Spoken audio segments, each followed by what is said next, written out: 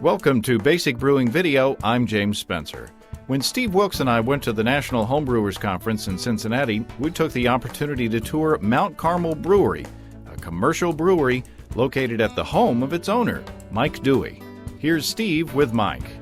I'm here today with Mike Dewey from the Mount Carmel Brewery, but we're not actually in Cincinnati, are we? We are in an area to the east of Cincinnati called Mount Carmel. If someone were to want to send us something, sure, we have a Cincinnati, Ohio mailing address, so we're about 300 yards from what would be considered city limits. And this is a true home brewery. It is. It's been that way since May of 2005. Give us a little tour. Show us where we're at. Well, this is a brewery that we built a little over a year ago. We started this company in our basement on a 2-barrel steam and outgrew that after about 18 months and built this facility, which houses a modest 7-barrel steam brew house. We operate 7 days a week. We package most of our products in growlers, and we brew 3 times a week. Wow. So what am I looking at right here? This is our mash and our lauter tun. All of the pieces came from different parts of the country, different breweries. This is our first step in the mashing process. It's quite efficient. We run at about 81% efficiency, and our brew schedules take, well, today's 7 hours, so start to finish. And you brew 4 beers? We have 4 styles. We have a blonde, an amber ale, a nut brown ale, and a stout. Can't wait to try some of those. We will. All right, now what are we looking at over here? These are our fermenters. Watch your step. They're just simple dish bottom jacketed fermenters. We have 3. We cycle them once a week. Our brew schedule's Monday, Wednesday, Friday, and they work quite well. They're 300 gallon, soon to be replaced with something larger, I hope. Very cool. Then now your packaging line is over this way. Correct. And this is really interesting. I've never seen a brewery that dealt only in growlers before. Well, we've done everything backwards. Most startups don't start in your basement, but also they typically start in the draft market. We actually didn't offer draft until we built this building, so it was a couple years after our inception before we even offered the faucets. Our best way to sell product for us at the time was in half-gallon growlers, and we made about 97 growlers a day. Wow, that's a lot of work. And so you've got 3 employees or 2 employees? We have 2 as of yesterday. Anthony is our newest employee. We have our own distribution, which means our Brandon, our other employee, is typically on the road about 50 hours a week. I'll be darned. Now, I was really interested in the packaging line, in how you seal the growlers. That's one of the things when you get a growler from a brew pub and you take it home, a day or 2 later, it's flat. Yeah, these are low air fills.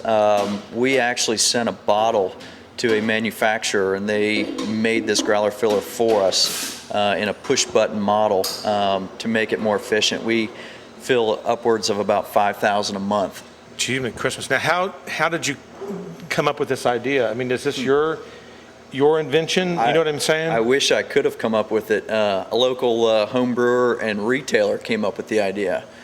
We started the company, and he thought, well, instead of just focusing on how to make enough beer to go into draft, why not sell growlers? So we started looking into it. Told him what the growlers would have to retail and wholesale for, and he thought it would be a sellable product, so we went for it. And now you say you're getting ready to expand, so these will be replaced with some larger tanks at some point. We'll likely put a Band-Aid on our production issues at this point and make our brew house a 4-vessel and multi-brew per day. So we'll increase our tank farm size, increasing our output probably by 4-fold. It's amazing. Now, where's the cold room at? The cold room's over here. It takes up about 25% of the brewery. Right now we have 3 conditioning tanks. It takes roughly about 12 hours to carbonate the beer through the carbonation stones. And then if we were to rack that beer in growlers, we'll let it sit for about 24 hours to stabilize, and then it gives you a nice fill. Now, I've got to ask you, so you're a home brewer. Yes. What in the world made you decide to try to go into the beer business? Pure insanity. I think that's important. I tell people the same thing every time because I'm asked that often. Really, it was a hobby. There was a void in the availability of fresh local beer. So I was very lucky to have a friend who mentored me and had about 27 years experience in craft brewing and large production scale. So we got together on weekends in our garage like any other home brewer. And next thing you know, I had a 2-barrel steam system in the basement. And then my wife looked at me and said, we've got to figure out how to pay for this. So we decided that would be the way we'd do it, selling about 12 kegs a week. We didn't dream of this. This is a great story. Now, how did you decide your lineup, the beers that you're selling right now? How did you come upon those? Are these your recipes that you've played with over the years, or did you adopt them from somewhere? For 12 months, we basically brewed about 30 half barrels of beer, different styles, put it in front of anybody we can get it in front of. And these are the 3 of the 4 were the most popular.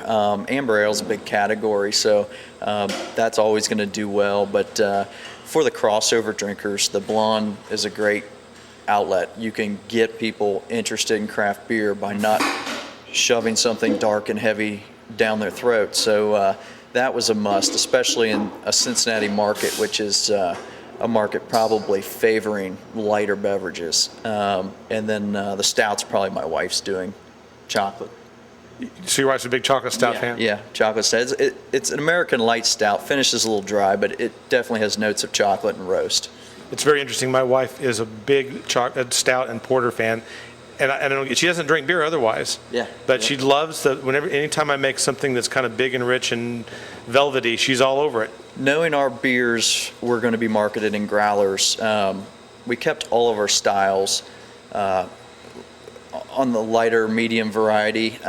They do come in a 64-ounce growler. So whereas there's plenty of stouts out there, I would like to enjoy 12 ounces with dinner. Our stout actually is a beer that you can sit down and drink a growler of. It leaves you coming back for more. It finishes clean. It's not quite a pork chop in every bottle. Yeah. Well, you've got a busy life. It's busy. It's a way of life. I bought myself a good job, but I think the best way to describe it is that it's been the most difficult but yet most rewarding thing I've ever done. That's a great story. I'm glad to hear it, and thank you for your time. Thank you. All right, let's go have some of your beers. Yes, absolutely. Come and visit us on the web. At basicbrewing.com, you'll find archive lists of both our audio and video podcasts on home brewing. You can also find a special deal on our home brewing DVDs. In Introduction to Extract Home Brewing, we walk you through the extract brewing process from boiling to bottling. In Stepping into All Grain, we take you from milling your grain to collecting your wort. And in Low-Tech Lagering and Decoction Mashing, we take you through a single-step decoction mash and show you how to maintain lager temperatures, even in the heat of summer, without the use of a dedicated chest freezer. Drop us a line. We'd love to hear from you. You can email James at basicbrewing.com, Steve at basicbrewing.com, or just use the contact form on basicbrewing.com. Well, did we get it on the first take? Awesome.